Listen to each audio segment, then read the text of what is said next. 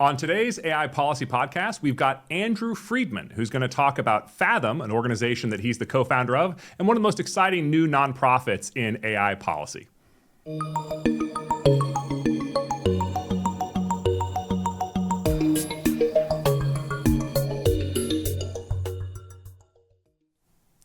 On today's episode of the AI Policy Podcast, we have Andrew Freedman, who is the co-founder and chief strategic officer at Fathom, which is an organization whose mission is to find, build, and scale the solutions needed to help society transition to a world with AI. Before he started Fathom, he was a partner at Forbes Tate Partners, where he led the firm's coalitional work in technology and emerging regulatory sectors. Andrew has advised governments in California, Canada, and Massachusetts, and previously served as chief of staff to Colorado's lieutenant governor. Andrew, thank you so much for coming on the podcast. Really my pleasure. Thanks for having me.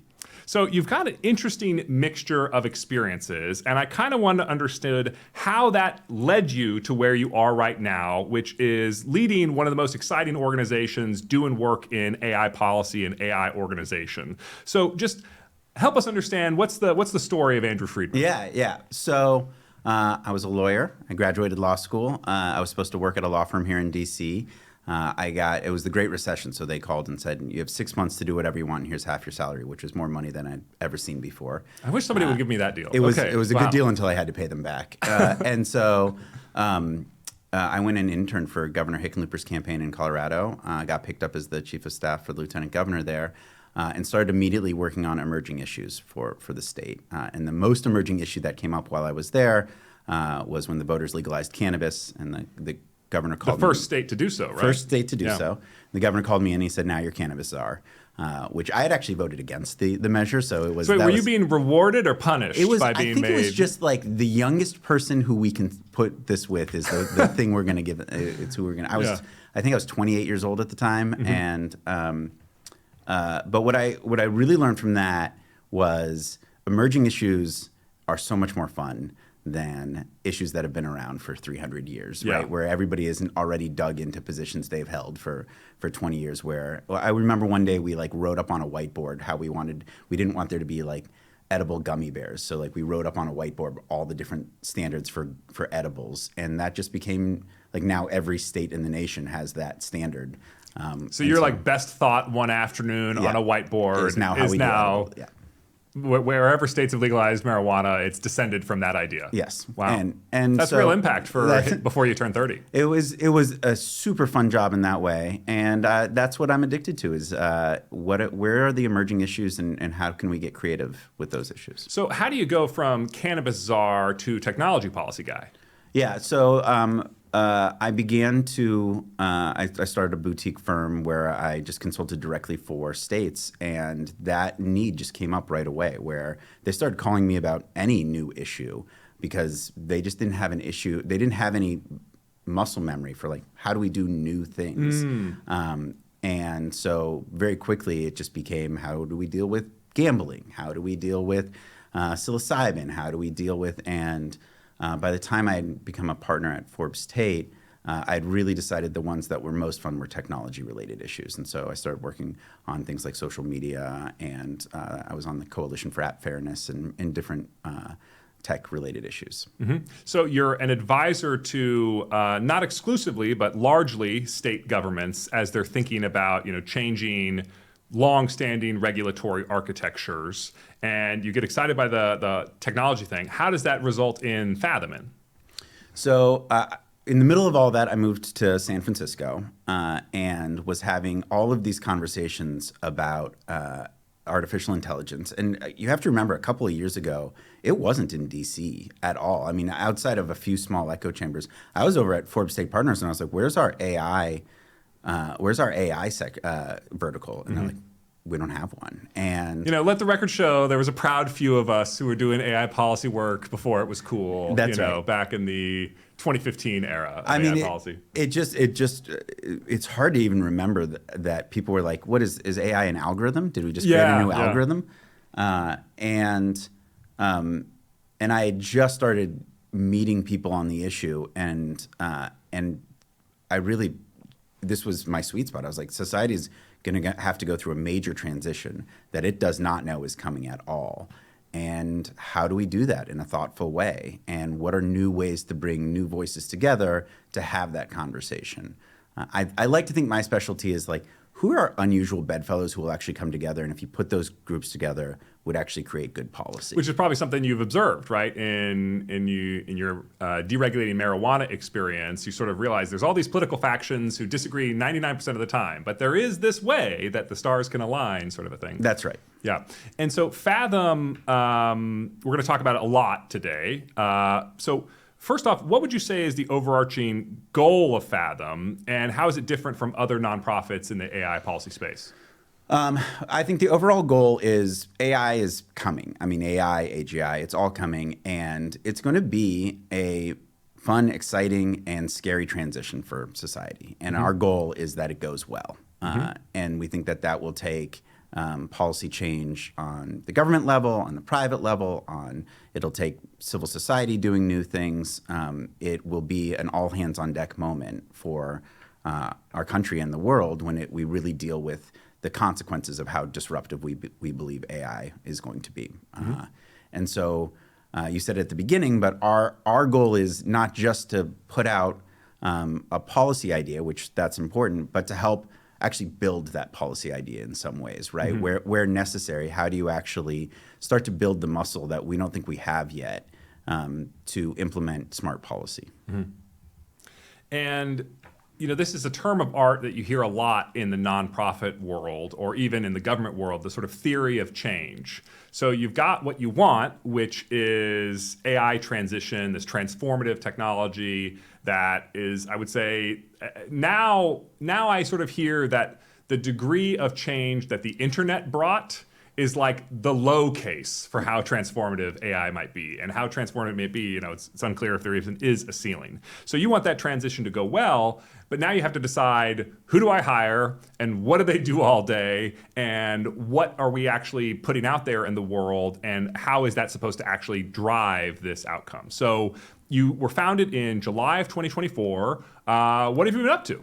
Yeah. So and I don't mean this meanly in any ways, one of the things we saw about the AI policy space is that it was fairly echo chambery, right? That it really was focused in on a few key issues that very well might be the most important issues. That's not, I wouldn't pretend to say that, existential risk or cybersecurity or national security weren't the most important issues, but they had really kind of put themselves in their own, they kind of self-selected into their own groups and started to talk about it in that way.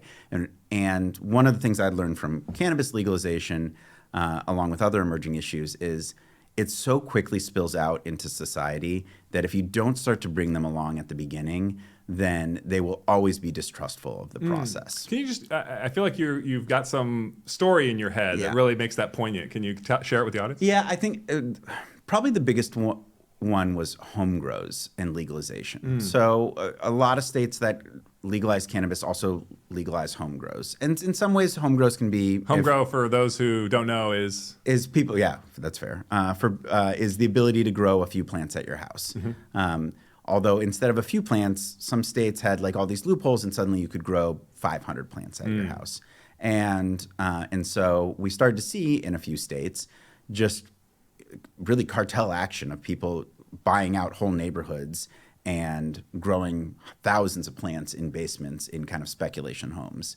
And for those communities, they started saying like, well, when we legalized cannabis, we didn't know that that's what we were getting. Right. Yeah. We wanted to make cannabis legal so it was more like alcohol sales, not so that the cartels could operate more conveniently. Yeah. And to them, that was just one and the same. So they're like, legalization's not going well. Like that's all that. And so you're like, actually, in the regulated stores of people who are growing in our like very tracked system and they have a license and things are going pretty well. We would do underage stings and we would get better results than the alcohol industry would get, and things were going fairly well there. But it's going so poorly in this home grow world that the entire issue was just very confused with society and with voters.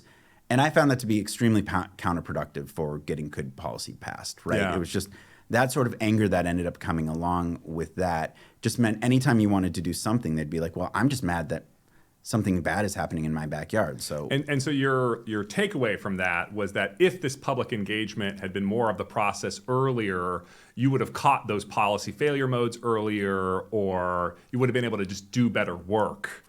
Yeah. And changed iterated decision making in a way that was less politically costly, right? It would have been easier to just say, hey, maybe it turns out growing 500 plants, having the permission to grow 500 plants at your house is not a good idea. Maybe right. we should say 3, right? Right. And without that sort of early buy-in, people just feel like they're swimming in an issue that they can never actually attach to a positive policy proposal. So how is Fathom trying to drive this buy-in amongst the general public? Yeah, so the first thing we did is really just decide to have a conversation with everybody. So we did 2 national polls, dozens of focus groups, individual interviews. We, on launch, made it a goal to have 100 conversations in 100 days with civil society leaders, tech experts, AI experts, and DC political leaders. We ended up having like 180 in those days. And we really just came away with this broad landscape of here's where the policy experts are in this world, and here's where everybody else is, right? And it was almost like going back in time, right? Like you're like, I can understand. I think in like 3 years, the rest of society will be having the conversation you're having right now. But right now, they're having this other conversation. So if you want to join them, that's where you have to start your conversation. So interesting. Okay, so you started out by doing focus groups, by doing surveys, by doing conversations, but that's not the only thing you've been up to over this past year. So how did you sort of evolve from there to what you did with, I'm sort of getting ahead of things right now, but with Ashby, and then also now with this new state and local legislative initiative? Yeah. So the polling and qualitative and quantitative work that we did over the first couple of months led into 3 days we had just outside of DC, where we had you with us, where we had 180 experts from across the same groups I've just been talking about, right? AI, the labs, the tech companies, little tech. We had business experts, regulated business experts. We had congressional members, incoming members of the administration. And we said, here's what we've heard to date. Here are the issues we see.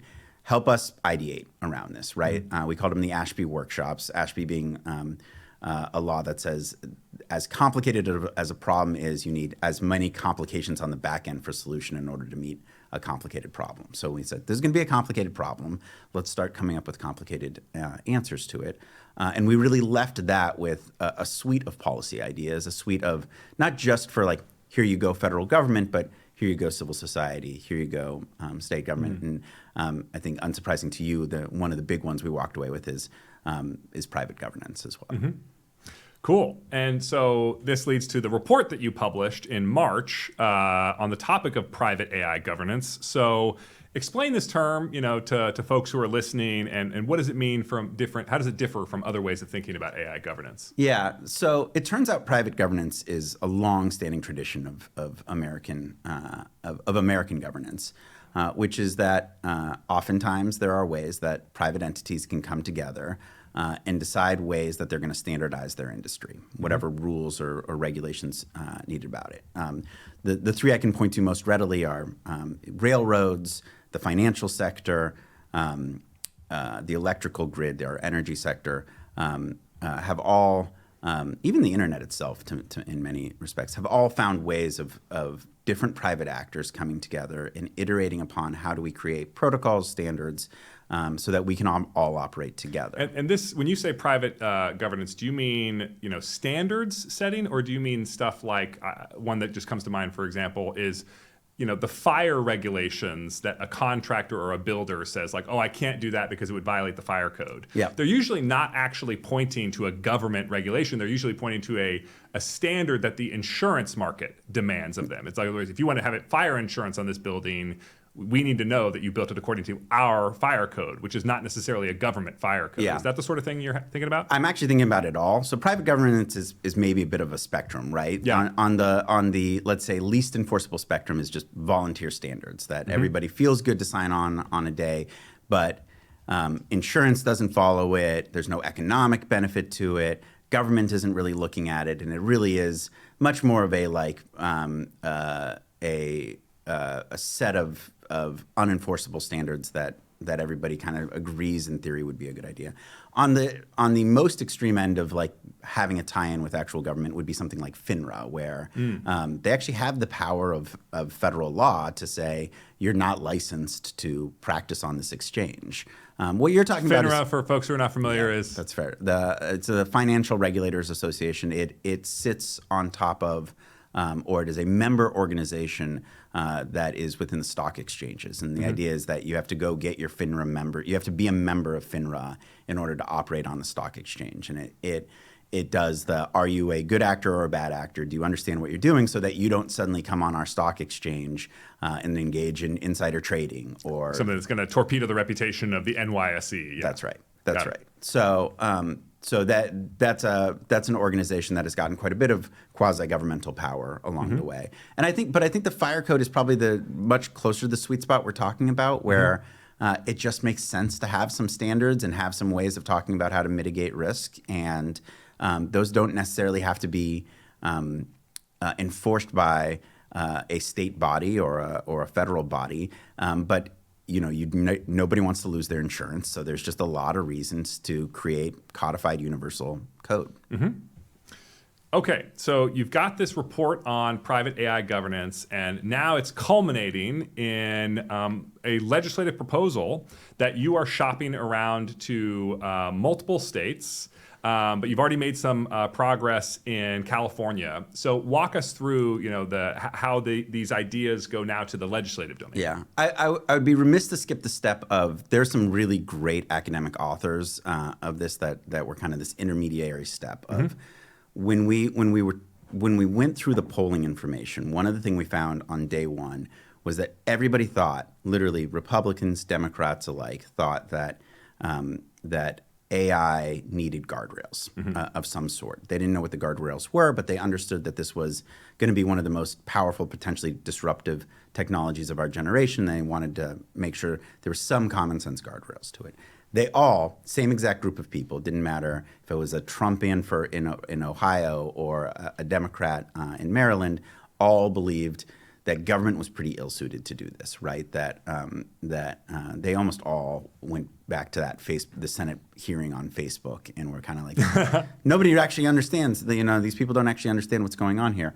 But the message was clear that they wanted to see some sort of public-private partnership with how to go through this. And so as we started to work on that, we reached out to Dean Ball, who you had on the show last week, and he became a Fathom Fellow because he was already writing about what these potential public-private partnerships would be.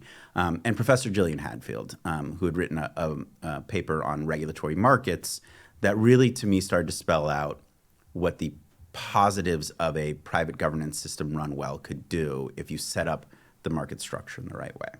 So we took a lot of the learnings from that they put on. We also did a lot of work behind what has gone well in, say, a FINRA, what has gone well in universal code making, what hasn't gone well, such as like industry capture. And we created this idea called an MRO, which is a multi-stakeholder regulatory organization that has evolved off an SRO, a self-regulatory organization. And the idea would be that a government should authorize nonprofit third parties to be certifiers of meeting heightened standards in this industry. That ultimately, if we tried to standard set at the legislative level right now, those standards would be dated the second they got signed into law. But that if you got truly non-conflicted experts to look deeply into what labs were doing to stay safe, and be able to push back and be able to say, if you really wanted to reach a heightened standard of care, you should be doing, this is how you should be protecting whistleblowers. This is how you should be running your evals. This is the incident reporting databases you need to have set up. And ultimately, if they felt satisfied with the level of rigor that these labs were bringing, and if they had independently verified the claims made by them, they could certify them for being essentially extra safe in this world. And if you're certified for being extra safe, which is an entirely optional certification, that then would count on the back end in, say, a negligence tort claim for being that you met a standard of care. Okay, so you are a lawyer. Yes. assume that the audience is not a lawyer. Totally. When you meet a standard of care, why is that useful to you as an organization? Like what is the problem you're trying to solve when you are deciding, do I want to invite this MRO standard into my AI organization? Why would I do that? Yeah. So maybe most helpful to just talk about like what a typical tort case might look like in this world. So you develop an AI model. That model is picked up by an automobile manufacturer who puts it into their system and helps it with their self-driving cars. And sometime 5 years down the road, that car has to make one of those decisions between hitting one people or five people, and makes a decision and hits that one person, and gets that person or that person's family sues everybody in the line, including the AI developer. When that goes to trial, there would be a couple of questions. One of the questions would be, did the AI cause this accident? Mm-hmm. The second question would be, did the developer breach a standard of care when they were developing that AI model?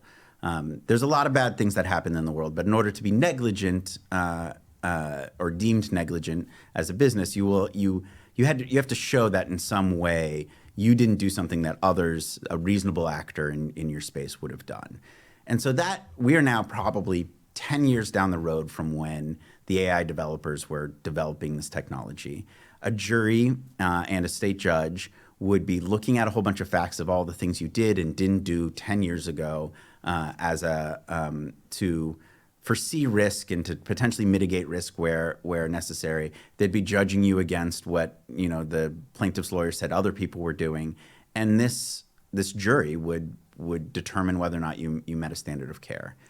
That's not a great way to create good industry practices. Yeah. Juries are useful for many things, but they're not great for writing standards of, highly technical standards of care. Exactly. So what you really want is the jury doesn't have to decide in the abstract what would be a good standard of care.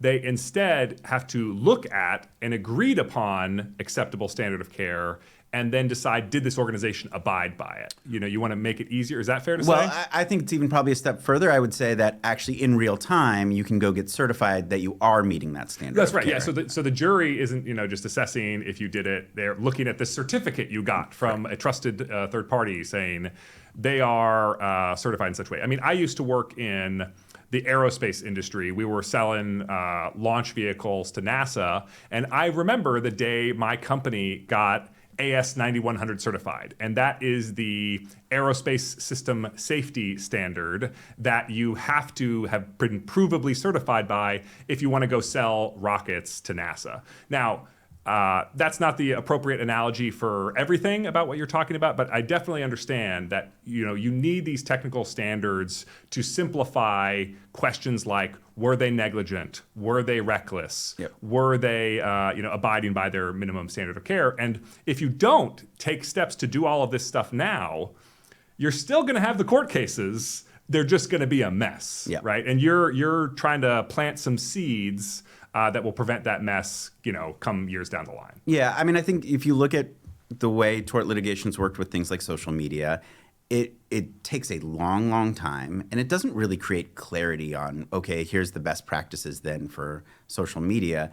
All it really does is create a whole bunch of defense mechanisms against litigation, right? I think if you actually dug into where social media companies went with it, they're like, well, let's never share any information again about, in fact, let's not even research information, because that just becomes the proof point that we had knowledge of what we were doing. Because you don't want the logical corporate financial incentive to be, well, right now we're the only ones looking at our own work. So if we cover our eyes, there will be no records of our bad work. Yeah. The standard of care for it is just keep going, right? Yeah. And so we do believe, we heard throughout everybody, they're like, well, why don't we just let liability handle a lot of the load for making sure that AI goes well? And you're like, well, liability, there's a lot of great things about liability.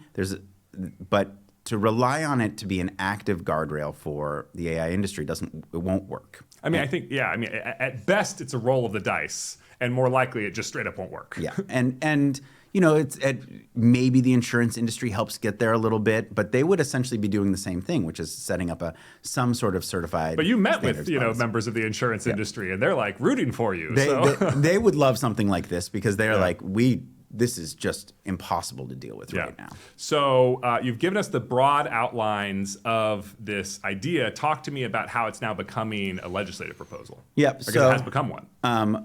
We worked with Assemblyman McNerney in California to help draft. Senator McNerney, former U.S. representative, Senator McNerney, who passed or who has introduced Senate Bill 813. And Senate Bill 813 does give the Attorney General in California the authority to grant authority to these MROs.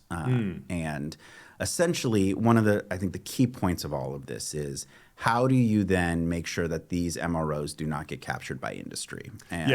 Because it's not enough for there to be MROs. There need to be good MROs. Yeah. And so a lot of that bill, what it does is say, here is the way in which the AG would be looking to who's a good MRO. Are they financially independent from the industry? Do they actually have the right subject matter experts? Have they proven that they'll have a procedure to arrive at the best standards of care and then also adjudicate against the best standards of care when they're certifying? But then moreover, is there a way for the MROs to report out, here is us against metrics actually showing that we're creating a societal good, that we're worth this affirmative defense, and that there's a chance for the AG to say, you're not doing as well as that MRO, and you're also, there's enough of a hint of industry capture here that we're pulling back your status. And so what we're really trying to do is put the fear of God in anybody who would go out for this MRO, that you could lose your status at any day if you don't continue to prove that you are working in the interest of society. So you got to earn it, and you got to keep earning it.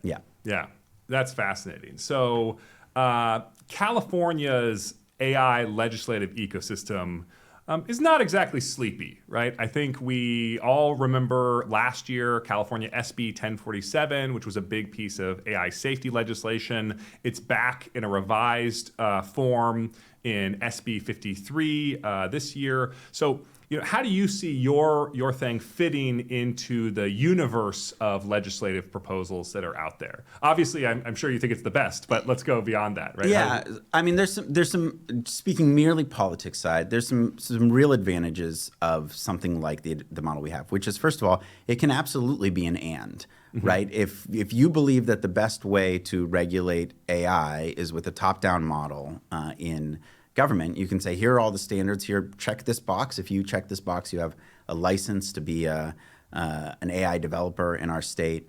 And on the back end, if you don't, you're open for these huge fines in this way or that way. If you believe that, you can do that and also have this opt-in certification model that shows that you're reaching a heightened standard of care.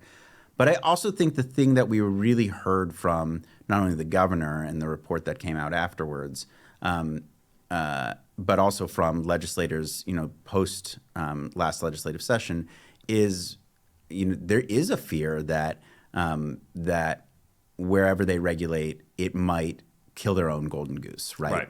Of the AI industry, and there was, I think, some ongoing nervousness that has only kind of gotten more, which is, I think that the AI industry now makes up, I think, 15% of the California budget, and that those groups, I mean, there certainly is a lack of love for big tech in Sacramento, but there's also a realization that California has to figure out how to be somewhat business friendly along the way.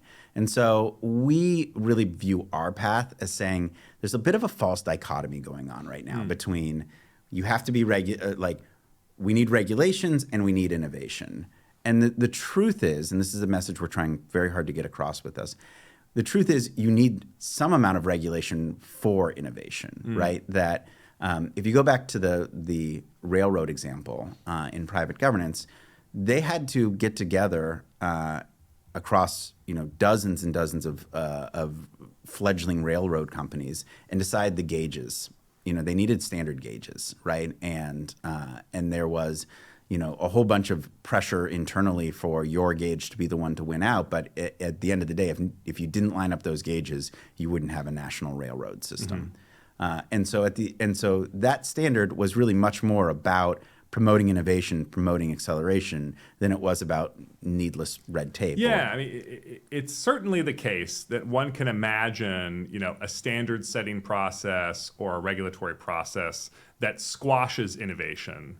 But it is also the case that the absence of a regulatory process, I mean, I think about, this is a random example, so I apologize, but you mentioned Meta, which reminds me that UFC CEO Dana White spent a decade begging states all around the country, please regulate mixed martial arts. We want to be a regulated entity. What we do not want is crazy, unsafe, back alley brawls where people are getting killed that is making people hate the sport. We think this is a real martial art. And so actually the absence of regulation is harmful to our sport. Now, that's Dana White, who's a very loud and proud Trump supporter. And he's just pointing out, right, that there are instances in which regulation is conducive to effective innovation. And I think, what you're pointing out here is that you think you found kind of the sweet spot of this is an opportunity to actually accelerate innovation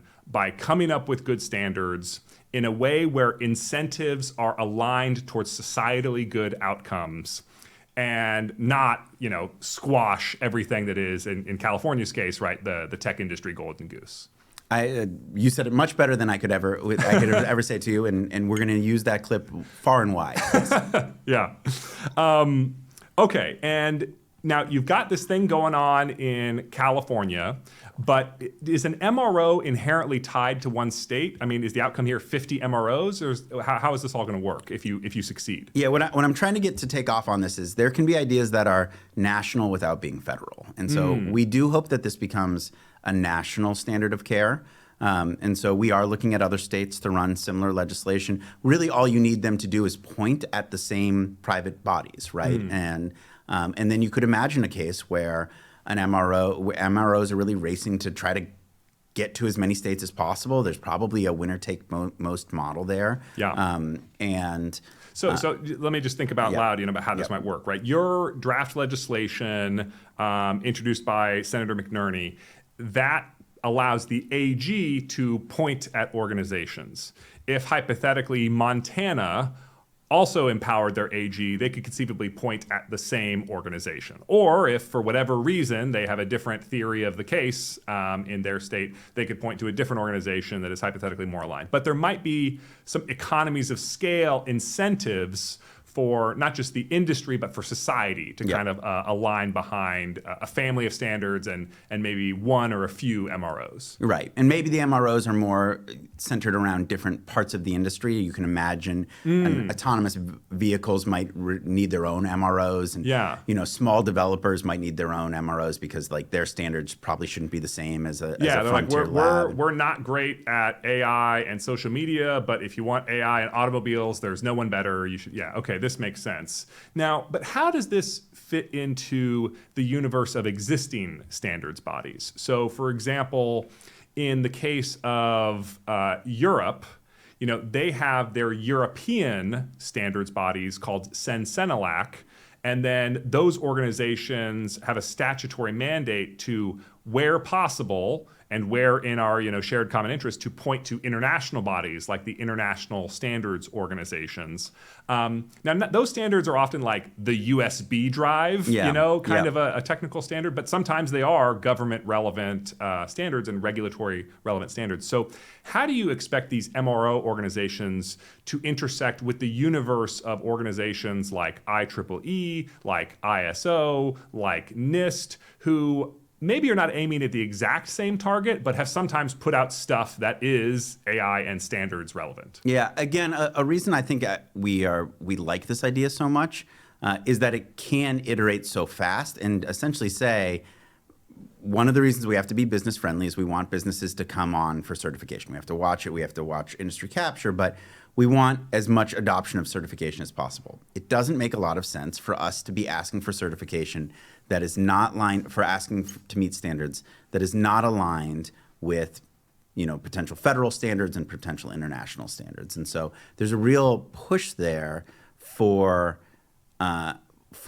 coordination. As we imagine building an MRO, we think that there would be just a coordination board where the entire time would be about pushing out, saying, hey, here's how we're looking at standards right now, everybody, international board, international agencies, Europe agencies, Canadian. We hope you listen to this a little bit because this is how we're doing it right now in the United States. But also, like, as we hear what you're doing, we want to coordinate our efforts with yours and make it seamless for people getting certifications here, that those certifications actually also count for something somewhere else, and that you're not doing double the work for no safety outcome. Yeah.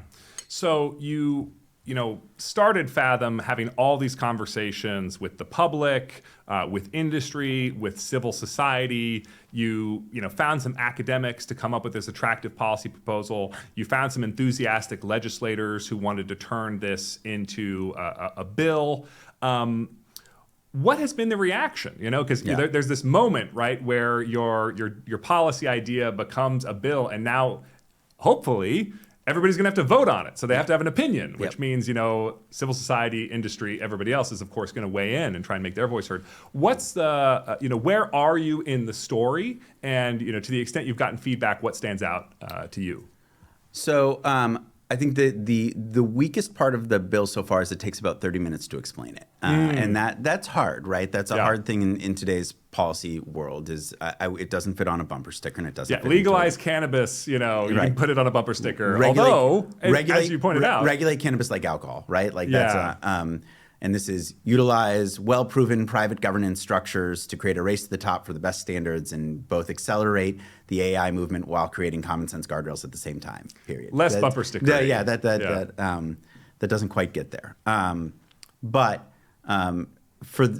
Fathom exists to go and really talk about this for a very long time until people do grok it in some way that they can bring it forward. And when we've gotten to minute 31 in the 30-minute conversation, almost to a person, people have been like, "That's actually interesting." Like that actually. They have that aha moment. I've always felt that government regulations would be too brittle here. I don't even know what the regulations would be today, and they'd need to change the next year, and I don't know how we would do that. This could actually expand from state to state and even become international. This actually kind of solves the developers versus deployers because they could both be certified. There's a lot of ways in which this answers questions that have kind of stood up as pain points in policy. And so I think we've gotten kind of that's actually intriguing from a number of different groups. Well, now at least because of this conversation, you have those 30 minutes recorded. That's right. That's right. Just go listen to this entire thing. Yeah. It is in some ways tort reform. So I do think that I expect there to be some pushback from trial lawyers at some point on this. That's much more traditional politics than AI politics. And then I think the AI world is going to want to really dig into the devil in the details here as they go through it and really make sure that they understand every little part of it. And I expect the idea to get better over time as more groups. Yeah, the odds that you batted 1,000 right on the first draft, it's pretty unusual if that would be the case. But that's part of the the consultative legislative process, right? Making it better as you refine it. Okay, I want to shift gears because this is the biggest thing Fathom is doing right now, but it's not the only thing Fathom is doing right now. So you also submitted a public response to the White House AI Action Plan. The AI Action Plan request for information. So what did you say in this? What are you spelling out for AI policy writ large? We are pointing out. One, we did introduce this MRO concept. And why not? But we did some very technical work about hey, as you looked for adoption within the your actual agencies, you really need to streamline the way that it looked before, right? This cannot go through the same kind of crowded procurement process that we've seen in a number of other cases. And then you saw from us too that there was a call for a national energy plan and a way to implement that faster than other groups. And then finally, we are hoping that they're going to continue to use AC to really build out not only great standards work but great information work. That AC should be supercharged and not rolled back. Yeah, and because you raised it, the U.S. AI Safety Institute, AC, they also do some stuff on standards and guidance and that. Do you see it as intersecting with the work of this MRO? Do you see it as noticeably distinct from the work that the MRO would do, or how would that all work in your mind? Incredibly guiding, right? Mm-hmm. So anywhere. The MRO would have the fundamental question of what is the heightened standard of care to prevent harm to people or property, and so much of what AC is answering is the foundation for that, right? Yeah. And where they push it, as you've pointed out, a lot of what it doesn't do is say and here's how you would grade whether or not a company actually met these standards or not, right? Here's the proof points that you would look to in order to make sure, and here's what the verification process should look like to it. So I would say any guidance we get from the federal government should be, almost written directly into what an MRO should be doing. Now, an MRO will have to build out around that in order to say, is that everything to meet this sort of heightened standard of care? But I wouldn't presume to cut out that part of the muscle that we're building in the United States. And then you're obviously focusing on the state and local thing with this particular initiative. You've mentioned a few moves that you want to see the federal government take. Is there anything important that folks ought to be thinking about, other than what you just mentioned about AC, for example, about the sort of intersection, the ideal intersection of federal policy and state policy? Yeah. Do you have a mental model for what states are best suited to do or what the federal government is best suited to do in this space? I have the beginnings of a mental model as it starts to come out. But what I would say is I think that everybody's only having half of the conversation. At the federal side. There is a lot of talk right now about how do we beat China in AI. And the truth is, China has one extraordinary advantage over the United States, which is the United States is a place of 50 states with laws and consumers get their own choice. It's part of what makes America great. And businesses get to make the choices they want to make. China can just tell everybody, here's what we're doing, and it's implemented right now. And the single greatest kind of potential roadblock that probably exists for implementation of AI in the United States is probably tort law. Wow. I don't think I've ever heard it stated that bluntly before. It's probably me and Dean Ball that are saying that, but I think we're both correct that so far. Well, wait, can I just draw on one thing here? Because I think it's really important. There's a deregulatory impulse in, I would certainly say, this current administration, the Trump administration. And what I want to emphasize here is that if the federal government takes no action, that actually might result in more regulation than if the federal government took action. Because as you said, stuff will end up getting decided in the courts. Stuff will end up getting decided in state and local governments. And it's not just that it might be more regulation, it might be a specifically pernicious patchwork of different regulations that is actually more burdensome to industry, more burdensome to innovators than other things were. So what I'm getting at here is that the deregulatory impulse of we want to regulate AI with a light touch because we're concerned with innovation. If that is your dream, the answer can't be do nothing. You actually have to be proactive to aim at what you called the sweet spot of innovation and appropriate governance. Couldn't have said it better. So what I would say is probably still missing is I think that there are going to be 40 different regulatory systems contemplated in different states. There's hundreds and hundreds of bills that are out there right now. They're all sort of jostling for mind share and to get passed.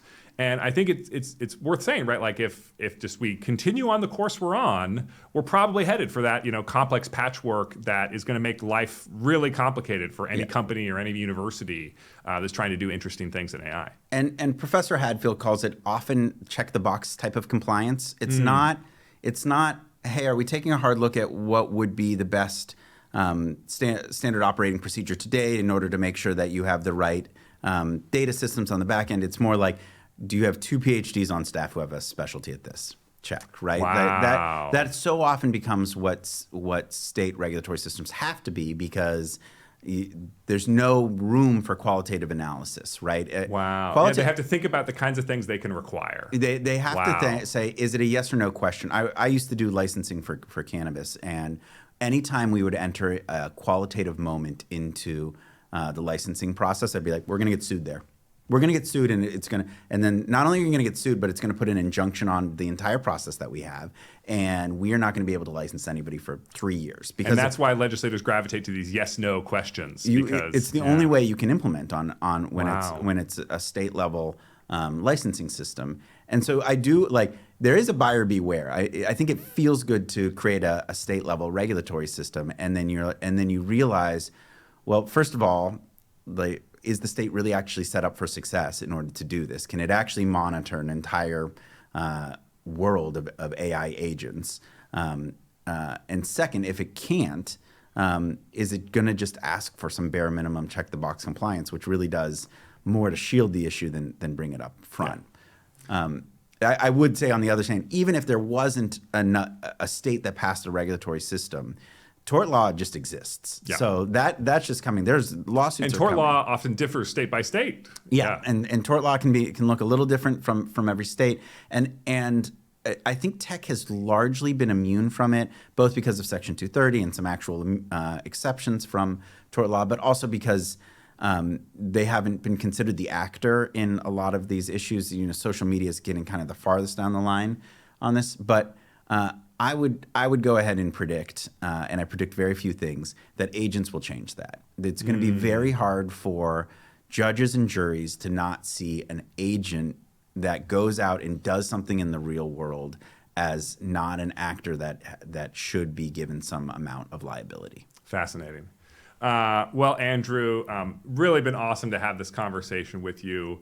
Before we go, can you just spell out for us what to expect from Fathom, what you've got on deck for the next 12 months? Yep. So obviously, this is not a small idea, this private governance MRO idea. So we will be out singing its praises and iterating on the idea and making it better. And I have about 500 comments on our bill that I already have to go through when this is over.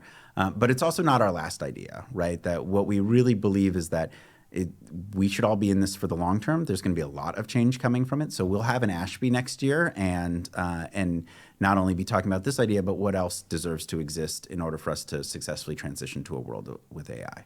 Amazing. Well, Andrew Freedman, thank you so much for coming on the AI Policy Podcast. Thanks for having me.